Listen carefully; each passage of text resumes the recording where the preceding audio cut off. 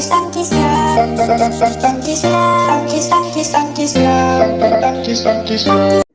konsep sertifikasi. Jadi sertifikasi itu unsur-unsurnya ada kualifikasi. Jadi yang disertifikasi itu mesti memenuhi kualifikasi S2 atau S3. Kemudian kompetensinya kompetensi profesional, ada kompetensi kepribadian, pedagogis dan seterusnya. Nah, di dalam Serdos 2022 dituntut pula Anda memiliki kontribusi. Jadi ada 3 dimensi itu. Jadi kualifikasi, kompetensi Anda punya, tapi yang penting juga adalah kontribusi. Itulah konsep sertifikasi dosen yang kita anut sekarang ini, sehingga Anda menjadi pendidik yang profesional. Program-program itu untuk peningkatan mutu harus terus dievaluasi, ya. Jadi kualifikasi kalau Anda S2 juga nanti bisa ditingkatkan menjadi S3. Kompetensi Serdosnya juga harus diimbangi atau ditambah dengan kompetensi-kompetensi yang lain. Nah, ini yang kita bisa acu dari syarat dosen yang diberikan sertifikat pendidik. Ini ada di PP 37 2009, ya. Yang pertama, memiliki pengalaman kerja sebagai pendidik pada perguruan tinggi sekurang-kurangnya 2 tahun. Nah, nanti terjemahnya seperti apa di sistem Serdos ini, nanti Pak Sugianto akan menjelaskan secara detail. Memiliki jabatan akademik sekurang-kurangnya asisten ahli. Ya. Kalau belum memiliki jabatan asisten ahli, belum eligible, jadi belum akan direkrut sebagai kandidat peserta sertifikasi. Kemudian lulus sertifikasi yang dilakukan oleh perguruan tinggi yang menyelenggarakan sertifikasi dosen. Dan kita sudah menunjuk beberapa perguruan tinggi terkemuka di Indonesia untuk melakukan sertifikasi. Baik, Bapak Ibu, saudara sekalian, apa sesungguhnya yang akan dievaluasi atau dilakukan assessment di dalam proses sertifikasi ini? Jadi mengacu kepada PP tahun 2009, PP 37, bahwa sertifikasi dosen itu yang dilakukan penilaian adalah assessment portfolio. Nah, apa itu portfolio? Kumpulan dokumen yang menjelaskan kualifikasi akademik dan unjuk kerja tridharma, persepsi dari sejawat, atasan, mahasiswa, kemudian kepemilikan kompetensi pedagogis, profesional, sosial, dan kepribadian. Dan tak lupa ada pernyataan diri tentang kontribusi Anda sebagai dosen di dalam pelaksanaan tridharma. Kira-kira gambarannya akan saya jelaskan sebagai berikut. Jadi sistem penilaian Serdos ini sungguh sangat lengkap, yang meliputi penilaian internal dan eksternal. Internal itu ada di perguruan tinggi saudara sendiri. Ya. Bisa berupa penilaian persepsi dari atasan, ya, dari bawahan mahasiswa, ya, sejawat. Ini dimintai persepsi, pernyataan persepsi tentang kinerja seorang dosen. Juga dari internal ada dokumen-dokumen yang dinilai, yaitu berupa dokumen-dokumen yang secara empiris diperoleh oleh seorang dosen. Misalnya jabatan dosen, jabatan akademik, perolehan sertifikat kompetensi berbahasa, kemudian sertifikat AA pekerti dan seterusnya, itu dinilai juga. Selain ada penilaian dari internal dari perguruan tinggi, yang tidak kalah pentingnya itu ada penilaian dari eksternal, ya, yang merupakan penilaian yang dilakukan oleh mitra-mitra kolega Anda di perguruan tinggi lain yang lebih senior. Ya. Ini yang disebut dengan penilaian unjuk kerja tridharma perguruan tinggi. Nah, perlu saya tekankan di sini, saudara, sejak lebih dari 10 tahun menyelenggarakan Serdos, selalu saja dijumpai kasus-kasus pelanggaran etika dan pelanggaran norma akademik. Nah, oleh karena itu, saya wanti-wanti kepada peserta sertifikat dosen untuk mengutamakan kejujuran, ya, kejujuran di dalam menyampaikan data-data portofolio yang dimiliki. Itu kira-kira, saudara, apa yang bisa saya sampaikan di bagian awal ini. Dan kalau kita merujuk kepada pengalaman, ini adalah sistem sertifikasi dosen yang paling simpel, ya, paling simpel, yang 2021-2002 ini paling simpel karena tidak ribet dengan berbagai dokumen, dan mulai tahun ini pula sudah ada integrasi dengan BKD dan seterusnya. Dulu sebelum tahun 2010 itu masih berbasis kertas, ya, semua dokumen-dokumen ditulis dalam kertas, kemudian ada beribu-ribu dokumen yang memerlukan puluhan truk itu untuk mengangkat portofolio dari satu tempat ke tempat lain. Lalu mulailah kita melakukan Serdos secara online, ya, mulai dari 2011. Dan kita perbaiki lagi sampai hari ini atau tahun kemarin kita sudah memulai sertifikasi DOS dengan nama SMART ya. Nah, apa SMART itu nanti Pak Sugianto akan menyampaikan secara lebih detail dan lebih jelas. Silakan Pak Sugianto untuk menjelaskan tentang aplikasi, atau Pak Bambang dulu. Silakan Pak Bambang dulu. Oke, silakan. Lanjut. Iya, Bapak Ibu sekalian, saya melanjutkan Bapak Profesor Supriyadi Rustad ini. Beliau adalah mantan direktur di Dikti juga. Beliaulah sebetulnya adalah penggagas pertama yang tadi di tahun 2010 ya Pak Pri ya, kita mulai ya, membuat online ini. Gitu. Ya. Betapa hebohnya tahun 2010 kita membuat online. Karena kita harus memikirkan teman-teman yang dari ujung-ujung negeri dan seterusnya dan seterusnya. Tapi Pak Pri dengan niat, dengan semangat, dengan keyakinan bisa kita lakukan. Nah, inilah perjalanannya. Sekarang kita sebut dengan Cerdos Smart itu di mana simpelnya, di mana modernnya, di mana inovatifnya, akuntabelnya, responsif, transparan. Ini kita harus mencakup ini semua. Nanti saya akan jelaskan betapa makin simpelnya ini. Silakan lanjut, Mbak. Jadi, iya, lanjut lagi langsung. Nah, Bapak Ibu, terutama untuk yang peserta yang akan menjadi DYS, tadi sudah disampaikan bahwa Bapak Ibu sekarang diharuskan mempunyai 8 syarat ini. Di mana dari 8 syarat ini, ya, 4 syarat di atas ini sudah existing, ada di sister Bapak Ibu sekalian semua. Jadi, kalau Bapak Ibu di dalam syarat 1 sampai 4 saja di sisternya tidak lengkap, tolong diurus melalui perguruan tingginya masing-masing. Gitu. Agar Bapak Ibu sekalian yang ingin disertifikasi bisa masuk ke dalam nominasi tadi yang disampaikan oleh Mas Mahendra. Apa itu nominasi? Nominasi itu artinya syarat 1 sampai 4 ini sudah beres, ada di sister. Yang belum adalah syarat 5, 6, 7, 8. Gitu. Yang harus secepatnya diselesaikan agar Bapak Ibu menjadi eligible. Syarat 1 memiliki NIDN atau NIDK. Mestinya Bapak Ibu semua sudah harus mempunyai ini semua. Memiliki jabatan fungsional, sekurang-kurangnya asisten ahli. Mestinya Bapak Ibu di sisternya, jika ingin di Cerdos, gitu, harus punya ini semua. Harus memiliki pangkat golongan ruang atau in passing, harus mempunyai.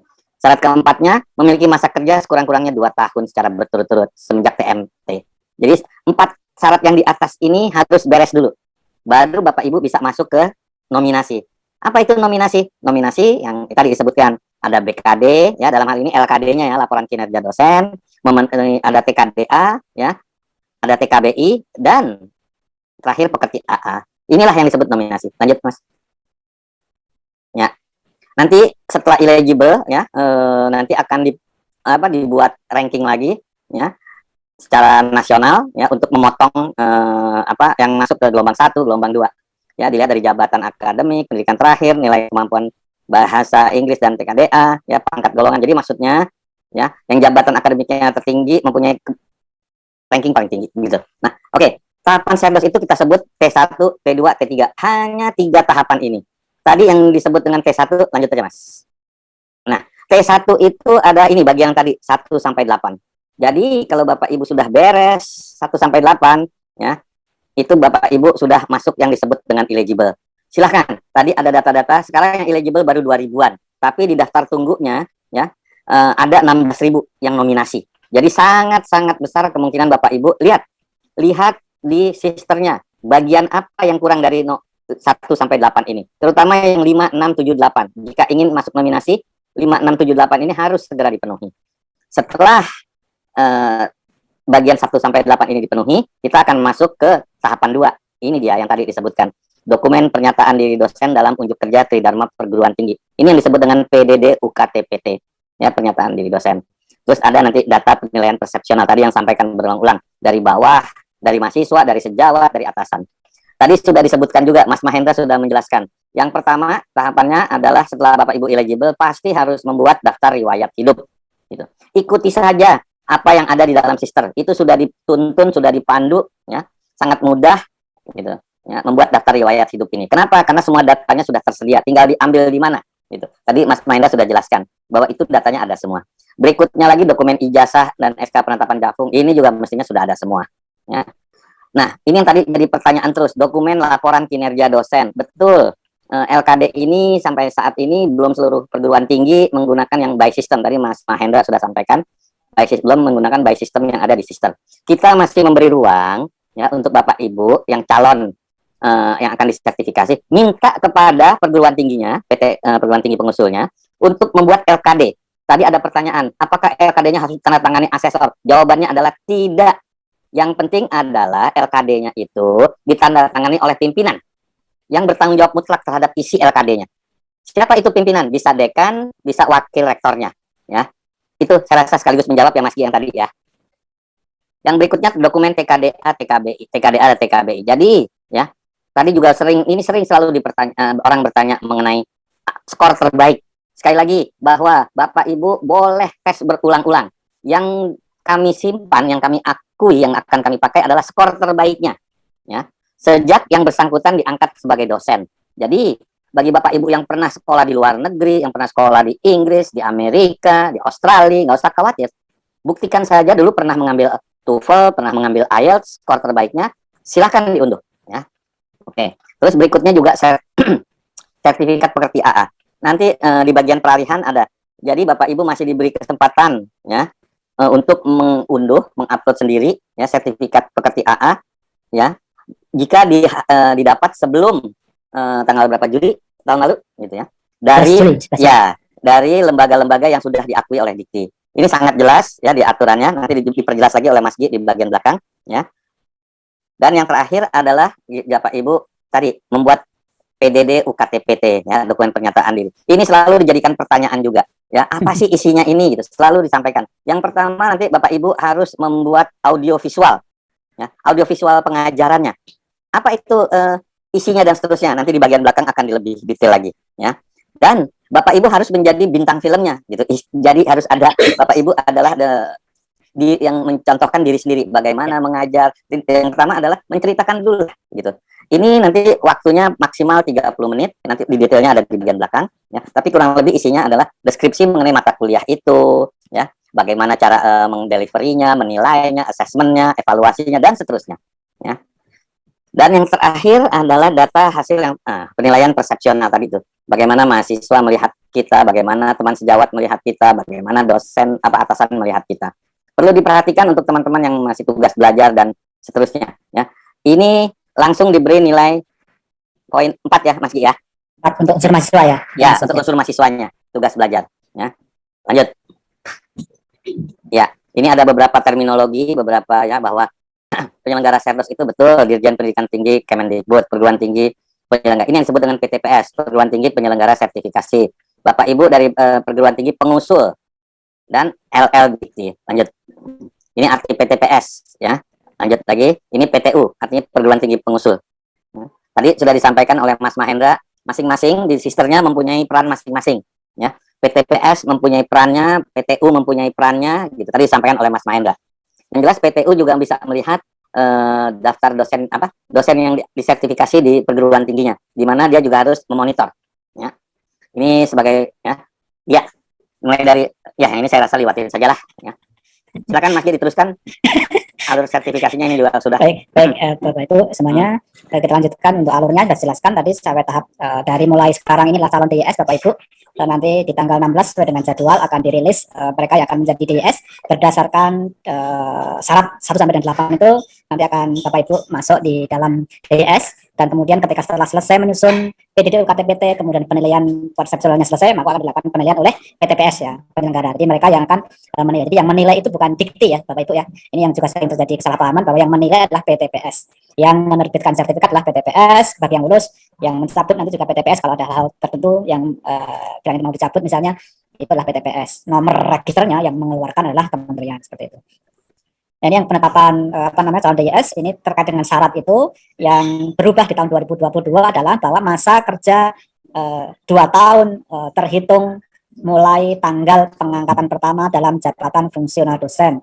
Kalau tahun lalu itu dihitung per 1 Januari tahun pelaksanaan Serdos, kalau sekarang adalah per tanggal 1 bulan di mana setiap gelombang dari Serdos itu akan diangkat. Jadi lebih humanis sekarang ya. Jadi ini mengikuti usulan dari Bapak Ibu semuanya ditampung, kemudian ini disepakati seperti itu, sehingga Bapak Ibu yang tadi bertanya misalnya dia TMT-nya 2 tahun itu usianya sampai dengan di bulan Juni ya, maka dia akan dapat ikut di gelombang kedua, pasti seperti itu. Nah, insya Allah kalau mengikuti syaratnya akan masuk di gelombang kedua. Jadi perubahannya di situ. Kemudian berkaitan dengan LKD tadi sudah dijelaskan bahwa yang mengupload adalah PTU PSDPTU, bukan dosen yang bersangkutan. Nah, ini yang kabar gembira Bapak Ibu yang tadi juga ditanyakan, oh passing grade-nya kok tinggi banget? Enggak. Bahkan di tahun ini atas usulan dari Bapak Ibu merespon keluhan dan sebagainya, ini kabar gembira Bapak Ibu patut untuk bersuka cita gitu. Passing grade untuk TKDA masih tetap 530, TKBI yang berbahasa Inggris, kemampuan berbahasa Inggris diturunkan, bukan diturunkan ya, disesuaikan seperti itu menjadi 455, yang dulu 477. Nah, sekarang udah 455 untuk TOEFL ITP, CBT 137, IBT 47, IELTS 4,5. Kemudian yang skor dalam negeri Bapak Ibu dapat dilihat di sini ya. Untuk dari perguruan dari TEFLIN atau TOEP itu menjadi 41 atau 434. Kalau yang menggunakan dulu skor lama 434, 41 yang skor 100-an. UGM ASEP itu 217 turun ya, jadi yang awal dulu. UI, EPTUI itu 474, LPT 68, TEAP 63, Pro TEFL itu UNJ 50, TESOL UPI itu 58 atau 467, UMM atau TAIP itu 292. Yang ini yang bagi yang pernah menggunakan TOEFL-nya, bukan TOEFL-nya ya, tes EFL-nya dari ITS yang sebelum 11 Agustus 2021, maka bisa menggunakan yang 465 ini. Ya, jadi yang setelah ini yang warna hitam ini yang dipakai yang sementara ya. Nanti kalau ada edaran lagi, ada perubahan tambahan lagi ya nanti kita infokan. Jadi yang ini yang sementara yang sudah diberikan akses diakui oleh kementerian seperti itu ya, selain yang dari luar itu. Nah, ini aturan peralihan terkait dengan TKBI, bahwa nilai TKBI itu tidak kadaluarsanya. Tetapi yang sekarang adalah kalau yang tanggal 11 TKDA atau TKBI yang dilaksanakan sebelum 11 Agustus gitu ya, itu peserta dapat mengunggahnya ya, sampai dengan tanggal 27 Agustus 2022. Di dalam itu tahun 2021 itu typo ya. Jadi 27 Agustus 2022 itu Bapak Ibu yang memiliki sertifikat TKDA atau TKBI sebelum tanggal 11 Agustus masih dapat diunggah di sini seperti itu. Nah, nanti akan divalidasi. Tetapi kalau sudah misalnya TKDA atau TKBI yang diselenggarakan setelah tanggal 11 Agustus, maka penyelenggaranya yang akan menguploadnya. Ya, untuk negeri ya. Kecuali yang untuk TOEFL, IELTS itu adalah DS masing-masing yang mengunggahnya. Seperti itu. Ya, seperti ini yang ini memudahkan Bapak Ibu, jadi Bapak Ibu nggak perlu mengunggah berulang kali ya, nanti membebani juga Bapak Ibu, membebani servernya juga. Jadi perguruan tinggi setelah tanggal 11 Agustus itu penyelenggara TKDA TKBI akan melaporkannya secara langsung. Pekerti AA juga seperti itu ya Bapak Ibu. Pekerti AA itu yang mengunggah adalah perguruan tinggi penyelenggaranya ya, kecuali untuk pekerti AA yang sebelum tanggal 11 Juli tahun 2021. Ya, itu boleh diupload sampai dengan tanggal 27 Agustus tahun 2022. Jadi manfaatkan kesempatan ini Bapak Ibu. Kalau Bapak Ibu punya teman yang memang sudah pernah ikut pekerti atau AA sebelum tanggal itu, silakan dimanfaatkan kesempatan untuk mengunggahnya. Jadi jangan sampai ketika mau serdos baru ribut-ribut nggak bisa ngupload. Nah, ini masih ada waktu sampai dengan tanggal 27. Tapi kalau ikut pekerti AA setelah tanggal 11 Juli tahun 2021, maka boleh tidak usah mengupload sendiri. Yang akan mengupload adalah PT penyelenggaranya atau lembaga penyelenggaranya. Ini daftarnya Bapak Ibu nanti bisa lihat satu persatu di sana.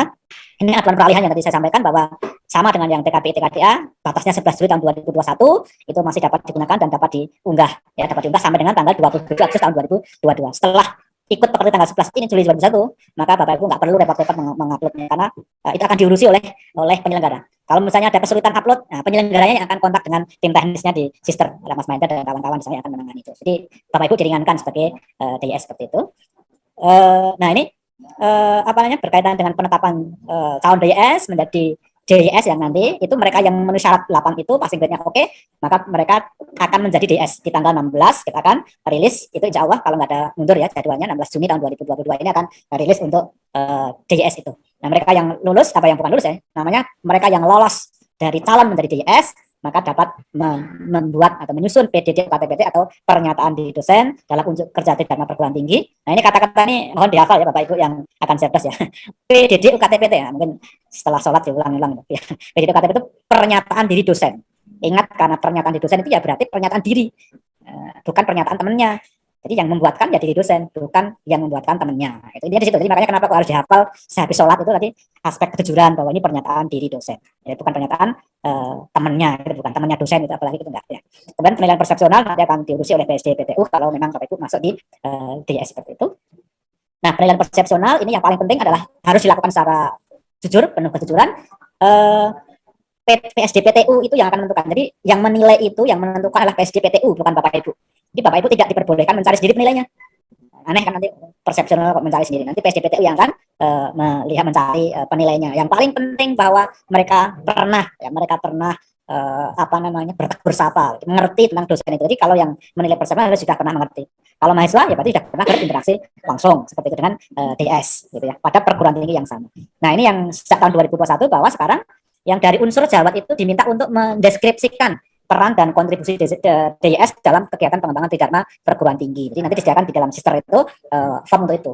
Diisi nanti yang penilai Jawat mohon kepada PTU, PSDPTU untuk meyakinkan kepada teman sejawat itu memberikan deskripsi perannya apa, kontribusinya apa, itu yang penting karena kemarin evaluasi kemarin itu banyak dosen teman sejawat yang tidak memberikan deskripsi yang benar gitu. Sehingga asesor ketika membaca apa namanya PDD UKTPT menjadi teryakin ini. Nah, itu nanti makanya ini penting kepada PSDPTU untuk meyakinkan kepada apa namanya teman sejawat untuk dapat memberikan deskripsi peran dan kontribusi DYS gitu. Ini yang paling penting pokok yang karena dibaca oleh asesor ini. Ini kemudian tadi tugas belajar itu desain tugas belajar atas skor 4 untuk apa namanya unsur mahasiswa. Kemudian untuk penilaian persepsional sama dengan tahun yang lalu ya, dengan menggunakan semantik diferensial, instrumennya sama dengan yang tahun lalu seperti itu. Mohon dibaca dengan cermat bagi penilai persepsionalnya. Ini apa namanya perhitungannya matematis sudah dilakukan oleh sistem, tapi komponennya seperti ini ya. Bagaimana cara menghitung untuk rata nilai dari komponen mahasiswa, sejawat, komponen totalnya sudah ada rumusannya, sudah dikerjakan di apa namanya di sistem aplikasi dan sudah teruji untuk perhitungannya. Jadi kita nggak perlu untuk menghitung secara manual ya, seperti itu. Termasuk untuk NPD nilai persepsional dosen itu juga dihitung secara apa namanya oleh sistem, oleh program komputer ya seperti itu, sehingga kita nggak perlu menghitung secara manual dan perguruan tinggi PTU juga nggak usah menghitung secara manual seperti itu. Dan untuk apa namanya kelulusan penilaian persepsional itu tetap sama, syaratnya adalah masing-masing komponen kompetensi itu lebih besar dari 4 dan total instrumen itu adalah lebih besar dari 4,5. Nanti sudah ada perhitungannya. Dan jika ditemukan dari hasil evaluasi nanti misalnya penilaian persepsionalnya itu ada yang bermasalah, ya dulu pernah kejadian ditemukan yang mengerjakan 1 orang untuk menilai 10 orang itu, nah sudah kita cut ya, hanya dicabut. Nah, ini berarti fraud di sini ya, fraud ya, situ. Untuk penilaian portofolio sesuai dengan apa namanya SK dari peraturan perundangan ya ini sebenarnya ada 3, kemudian penilaiannya juga sudah disesuaikan dengan nilai kualifikasi akademik dan fungsional dosen, nilai persepsional dosen NPD, NKAJF, nilai PDD KTPT yang akan dinilai asesor atau NPDD singkatannya seperti itu. Ini Bapak Ibu skor atau nilai dari NKAJF dari 4 sampai 7, hasil ahli S2 4, lektor kepala doktor itu 7. Nah, Bapak Ibu ini kan given ya, jadi nggak bisa dirubah-rubah. Nah, ini yang berkaitan dengan penyusunan dokumen PDD KTPT yang penting dan sering banyak ditanyakan. PDD UKPPT itu pernyataan diri dari dosen tentang apa? Kontribusi dosen yang bersangkutan dalam pelaksanaan dan pengembangan tridharma perguruan tinggi itu PDD UKPPT gitu ya. Sekarang disimpulkan mulai tahun 2021 bahwa sesuai dengan semangat kampus merdeka bahwa dosen diberikan juga kebebasan kemerdekaan ya untuk dia mengikuti passionnya, karena tiap dosen itu apa namanya tidak melulu tiga-tiganya itu apa namanya cemerlang ya, tidak melulu tiga-tiganya cemerlang dari pengajaran pendidikan, kemudian dari penelitian, kemudian pengabdian kepada masyarakat, itu tidak semuanya cemerlang di tiga-tiganya. Nah, oleh sebab itu sesuai dengan semangat kampus merdeka, maka DYS perlu untuk membuat mission statement. Mission statement itu pernyataan, menyatakan ya, itu minimal 50 kata, kemudian paling panjang 150 kata. Itu ya, jadi seperti minimal 50 kata. Jadi apa? Dia tentang dharma yang dipilih dan dikontribusikan paling besar. Kenapa? Itu yang mission statementnya di situ tuh. Ya, mission statement itu yang disebutkan di situ. Dia apa namanya mendarmakan, pengen kontribusi passionnya di dharma ke apa, gitu ya. Kemudian apa namanya bagaimana cara mencapainya dan mengapa memilih itu. Itu yang harus dituliskan dalam mission statement. Ya. Sekali lagi kata kuncinya adalah passion ya, passion dari Bapak Ibu semuanya di sana. Nah, unsur PDD UKTPT ini juga simpel sekali, sekarang cuma ada 3, pengajaran, penelitian, publikasi kalinya dan pengabdian kepada masyarakat, yang masing-masing unsur itu Bapak Ibu semua dapat menentukan sendiri bobotnya. Ini Bapak Ibu merdeka, betul-betul merdeka ya. Kalau zaman dulu itu setiap unsur itu kan bobotnya dibuat sama rata, sama rasa gitu, sekarang tidak. Bapak Ibu dapat membuat apa namanya bobot untuk masing-masing unsur di mana. Bapak Ibu bisa menilai Bapak Ibu kuat di mana. Apakah di pengajaran, apakah di publikasi atau penelitian publikasi atau pengabdian kepada masyarakat. Yang paling minimal itu bobotnya 10%. Jadi 10 misalnya 10 di pengajaran karena memang mungkin tidak terlalu passionnya di situ misalnya. Kemudian penelitiannya dia bagus, publikasinya punya dia 70%. 70 misalnya 20 untuk pengabdian. Atau dibuat rata-rata 30 40 boleh ya. Atau mungkin yang 70 pengajaran, 10 penelitian gitu, 20 pengabdian juga boleh. Ya, itu tergantung dari passion, nanti akan dibaca oleh asesor nih. Dari mission statement itu apakah sesuai nggak dengan bobotnya. Nah, kalau ini nggak nyambung ya lucu. Bapak Ibu mission statementnya ingin menjadi berkarya, mengabdikan diri banyak di pengajaran, pendidikan pengajaran. Tapi di situ ternyata memilih unsurnya hanya 10%, yang lainnya adalah yang banyak di publikasi. Nggak match seperti itu. Akan dilihat oleh para asesor seperti itu. Nah, ini apa namanya, PDD UKTPT itu pernyataan diri dosen. Untuk yang apa namanya, unsur pengajaran itu berupa audiovisual, untuk yang penelitian, publikasi karya ilmiah, dan unsur pengabdian kepada masyarakat dalam bentuk narasi deskriptif seperti itu. Kemudian tidak boleh ngawur, yang ngawur itu artinya ini apa namanya, yang ditulis itu adalah mengada-ada misalnya gitu ya. Kemudian copy paste dari miliknya teman, nah itu tidak boleh karena harus pernyataan diri dosen. Sekali lagi dihafal, pernyataan diri dosen, bukan pernyataan temannya dosen. Untuk UPDD UKTPT pengajaran ini yang juga kemarin sempat hasil evaluasi kita banyak yang ada masalah. Masalahnya itu berkaitan dengan bukan penyusunannya ya, bukan penyusunan dari videonya, tetapi adalah videonya ketika dituliskan URL-nya. Ya, URL itu adalah yang dapat diakses ini. Jadi ketika mengunggah ke video pengajaran itu ke YouTube atau MeTube, itu harus akun yang sudah diverifikasi. Apa itu yang sudah memverifikasikan? Kan biasanya diverifikasi dengan nomor telepon ya, biasanya di Google ya, di YouTube itu ya. Nah itu beberapa kemarin ditemukan mereka tidak, akunnya itu baru dibuat, belum diverifikasi, nah, sehingga hanya beberapa waktu videonya dihapus oleh Google, seperti oleh pihak YouTube seperti itu. Nah ini mohon untuk dipastikan. Nanti mungkin akan kami buatkan petunjuk secara teknisnya bagaimana untuk menyusun ini. Nanti ditunggu saja, nanti akan kami susunkan biar apa namanya semuanya memiliki apa namanya pengetahuan yang sama. Isi dari PDD UKTPT unsur pengajaran yang hanya 30 menit itu harus ada ini Bapak Ibu, harus ada penjelasan tentang salah satu mata kuliah yang disampaikan. Ya, ini yang harus dilakukan. Bapak Ibu juga harus menyiapkan RPS-nya karena RPS-nya diunggah. Ya. Kemudian berikutnya, kalau Bapak Ibu sudah menyampaikan deskripsi mata kuliah, kemampuan yang didapatkan atau kompetensinya, materinya apa, sistem belajarnya seperti apa, metode pembelajarannya seperti apa, penilaiannya seperti apa, maka Bapak Ibu dapat menyambungnya, karena 30 menit itu sudah termasuk itu, dengan rekaman proses pembelajaran. Boleh nggak kalau saya pakai LMS? Boleh. Boleh nggak kalau saya pakai pembelajaran tatap muka? Boleh. Boleh nggak kalau tatap maya atau virtual face to face? Boleh. Boleh nggak real classroom? Boleh. Boleh nggak micro teaching? Boleh. Boleh nggak mata kuliah di bengkel? Praktek? Boleh. Jadi, tetapi itu adalah pengajaran direkam di sana. Kalau Anda Bapak Ibu menggunakan LMS, maka sertakan URL dan akun aksesnya biar asesor dapat melihatnya. Seperti itu ya Bapak ya. Simple sekali. Nah, semua diperbolehkan. Apa namanya, videonya juga maksimum 30 menit saja. Itu paling lama ya Bapak Ibu. Nah, kemudian untuk narasi, penelitian publikasi karya ilmiah itu juga sudah dijelaskan. Ada 2 jenis dokumen. Narasi deskriptif berupa teks, ini minimal 150 kata, dibuat sendiri-sendiri, bukan dari orang lain, bukan copy paste dari orang lain. Karena kalau ketahuan sekarang 75% ya, batasnya 75% miripan out. Ya, jadi batasnya 75% out seperti itu. Karena inilah apa namanya, pernyataan diri. Ya. Apa yang ditulis di sini? Ya ini pernyataan tentang topik atau roadmap penelitian dan salah satu publikasinya apa. Ya, ini sudah ada. Ya. Kemudian makna kegunaannya apa, nilai inovasinya apa, diseminasinya seperti apa, konsistensi pengembangan keilmuannya seperti apa, itu akan dilihat dalam apa narasi Bapak Ibu.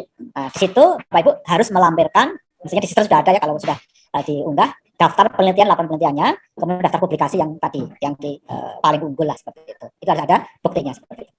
Sama dengan pengabdian kepada masyarakat, tapi di pengabdian kepada masyarakat juga dinyatakan tentang topik PKM yang menjadi salah satu apa namanya kontribusinya ya, kegiatan PKM-nya seperti apa, kemudian siapa sasarannya, kontribusi DS-nya seperti apa, perubahan tadi seperti apa, dan seterusnya, dukungan masyarakat seperti apa. Ini juga harus didukung oleh adanya apa namanya laporan pengabdian kepada masyarakat yang pernah dilakukan seperti apa.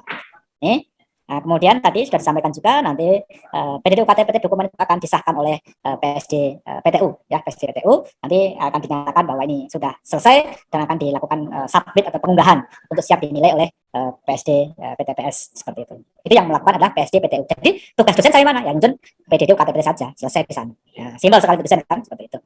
Nah, untuk penilaian dokumen PDD UKTPT nanti untuk tahun ini adalah disusun dengan rumpun ilmu dikembalikan, yang tahun kemarin bidang ilmu, sekarang ada dua dosen asesor yang rumpun ilmunya sama ya, dan tidak boleh jadi perguruan tinggi yang sama tentu seperti itu. Ini unsur yang dinilai Bapak Ibu untuk pengajaran itu tentang penguasaan terhadap materi, kesesuaian materi yang disampaikan dengan capaian pembelajaran, interaksi dalam proses pembelajaran, asesmen capaian pembelajaran, dan kreativitas dalam menyampaikan materi. Ini unsur yang dinilai, bukti yang dinilai. Sedangkan dalam unsur kedua, makna penelitian, kesesuaian dengan bidang ilmu, inovasi penelitian, kemudian tentang publikasi atau diseminasi, kemudian berkaitan dengan keberlanjutan seperti itu. Di pengabdian kepada masyarakat juga sama ya, ada 5 butir.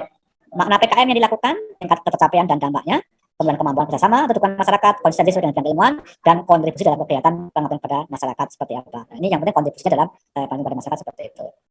Untuk penilaian PDD UKTPT nanti akan dilakukan oleh PTPS, sehingga Bapak Ibu tidak perlu kami jelaskan secara lebih detail, nanti bisa dibaca saja. Untuk nilai penilaiannya juga sama seperti kemarin untuk masing-masing unsur. Nah, bobot masing-masing unsur yang berbeda. Jadi perhitungannya untuk ratanya juga berapa jumlah skor total untuk masing-masing unsur dibagi dengan jumlah butirnya. Kemudian dari nilai itu kemudian akan dihitung nilai NaX atau nilai masing-masing asesor ya dari bobot unsur yang Bapak Ibu tuliskan, yang Bapak Ibu pilih untuk pengajaran, untuk LITKI, penelitian karya ilmiah, publikasi ilmiah dan PKM. Itu semuanya akan dibobot sesuai dengan yang Bapak Ibu tentukan, akan menjadi nilai masing-masing asesor di situ. Nah, nilai asesor itu akan lulus kalau masing-masing asesor itu lebih besar dari 4, lebih besar ya, bukan sama dengan lebih besar dari 4 ya. Kemudian tahun ini tidak ada lagi split split scoring, tidak ada lagi split scoring. Jadi kalau ada split decision dari PTPS maka tugasnya dari PSDPTPS seperti itu. Nilai PDD UKTPT-nya, NPDD-nya itu adalah rata dari nilai 2 asesor itu. Nah, kemudian lulus kalau dua-duanya lulus. Nah ini Bapak Ibu ya, kalau ada ditemukan adanya kemiripan lebih besar atau sama dengan 75% dari narasi deskriptif unsur penelitian dan publikasi ilmiah dan atau unsur pengabdian pada masyarakat, sudah ada vonis fraud atau penilaian F itu. Nah, jadi satu saja dari dua unsur itu, narasi itu memiliki kemiripan 75% dengan yang lain, maka fraud ya, nilainya F atau langsung dinyatakan desain tidak lulus sertifikasi. Bobotnya masih sama dengan tahun lalu Bapak Ibu. Jadi yang paling besar di NPD, UDD, UKTPT, NAKCF itu adalah 35%, NPD 10%. Kemudian penghitungannya tentu nilai akhir portofolio itu adalah ya seperti ini kan, 0,35 NKCF, 0,1 NPD ditambah dengan 0,55 NPDD. Lulus jika lulus penilaian portofolio ya, jika NAP-nya lebih dari 4,2. Ini belum lulus Serdos. Lulus penilaian portofolio itu jika NAP-nya lebih besar dari 4,2 atau 60% dari 7, dari total nilai 7. Nah, ini lulusnya harus tiga-tiganya lulus. Lulus penilaian persepsi harus lulus pernyataan dari dosen oleh hasil juga lulus penilaian portofolio juga harus lulus. Bapak Ibu yang lulus akan diberikan nomor register dari kementerian dan akan diberikan sertifikat, namanya sertifikat pendidik. Itu sebagai bukti formal pengakuan yang diberikan kepada dosen terkait dengan kewenangannya dalam mengajar seperti itu. Nah, ini untuk penjaminan mutu nanti akan dilakukan itu apakah dari internal PSDPTU, PSDPTPS dan tentu oleh Kementerian Kementerian Pendidikan, Kebudayaan dan Teknologi, dalam hal ini Dirjen Dikti Kemendikbud Ristek seperti itu. Nah, ini untuk Monef nanti akan kita lakukan. Nah, ini yang Bapak Ibu harus ketahui bahwa sekarang ini Bapak Ibu diberi kesempatan untuk 3 kali untuk ikut Serdos ya. Kalau 3 kali sudah ya tidak lulus ya sudah seperti itu. Nah, jadi sudah tidak bisa kalau keempat kalinya itu mulai tahun 2021 kemarin ya. Bagi yang tidak lulus misalnya tahun ini maka dia baru dapat masuk tahun 2023 ya seperti itu. Kalau yang tidak menyelesaikan, mereka sudah masuk sebagai DS tetapi tidak menyelesaikan, maka juga sama, ini juga diberikan pembinaan selama 1 tahun ya, pembinaannya selama 1 tahun juga. Jika masih seperti itu lagi, jika dia sudah lolos sebagai DS tapi tidak menyelesaikan, nanti diberi kesempatan kedua nggak digunakan lagi, masih seperti itu, maka yang bersangkutan tidak dapat mengikuti Serdos. Itu biar kasihan ya yang menggunakan kuota yang lain susah mencari kuota, dia sudah diberi kuota malah tidak menyelesaikan itu. Diberi kesempatan 2 kali ya Bapak Ibu. Kemudian bagi yang punya nilai F, maka dia N+2.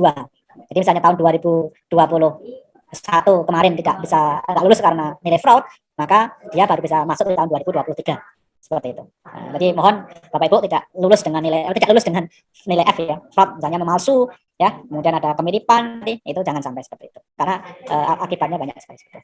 Nah, itu tidak hanya PSDPTU, tidak hanya DIS, asesor juga diamati, dievaluasi. Kalau memang misalnya asesor itu berkelakuan tidak baik ya, atau menyalahi ketentuan atau misconduct, maka seperti itu, maka asesor juga akan di grounded seperti itu. Ini juga demi keadilan kita ya, demi keadilan kita juga. PSDPTU juga sama, nanti juga akan alokasi untuk DIS di perguruan tingginya jika melakukan misconduct, menyalahi ketentuan, akan dilakukan pembinaan bagi PSDPTU. Demikian halnya untuk PSDPTPS juga sama. Ya, kalau misalnya penilaiannya tidak benar ya, menyalahi ketentuan, ya juga akan ada pencabutan kewenangan sebagai PTPS oleh menteri. Ini juga akan dilakukan juga seperti itu. Nah, kira-kira itu Bapak Ibu semuanya berkaitan dengan paparan tahun 2022. Saya tambahkan sedikit Mas Ki. Monggo untuk Bapak. Tadi saya membaca di question and answer tuh banyak yang mau minta materi PowerPoint ini. Jadi materi PowerPoint ini